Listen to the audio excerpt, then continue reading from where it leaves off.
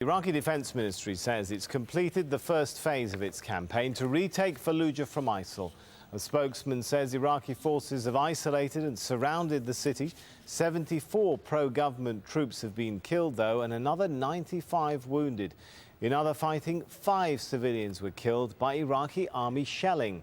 Security forces have safely evacuated many residents away from the outskirts of the city, but some 50,000 people are still trapped inside.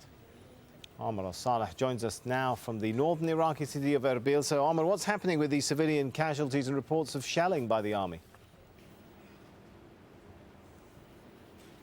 Yes, Sami, we are getting reports that at least 5 people have been killed in the shelling on multiple areas within Fallujah city, mainly in the northwestern side of the city. Now, since the operation started on Monday, I think the death toll for the civilians is well over 25 civilians being killed, including women and some children. And basically the government is saying, or the army has said in a statement, calling on the people to try and leave the city itself, and if they couldn't leave, then they will have to raise the white flag to be spared from any targeting by the military. But what we've seen since the operation started, at some incidents, the bombing and the shelling seems indiscriminately being fired towards the direction of the city. So that's why you get the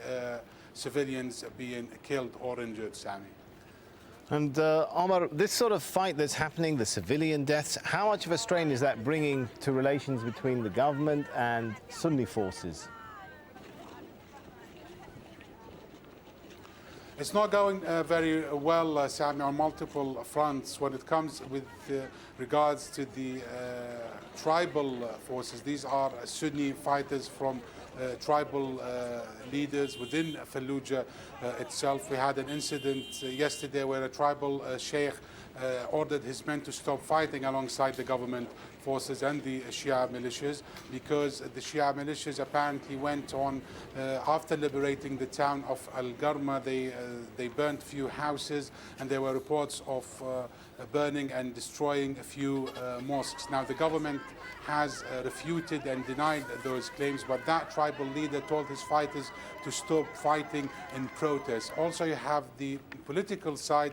The Sunni political leaders are accusing the Shia militias of sectarian attacks, sectarian slogans being chanted while the mobilization forces or the Shia militias are firing towards Fallujah. So you have the rising sectarian tensions, and there is call among the Sunni political leaders to try and diffuse those sectarian tensions.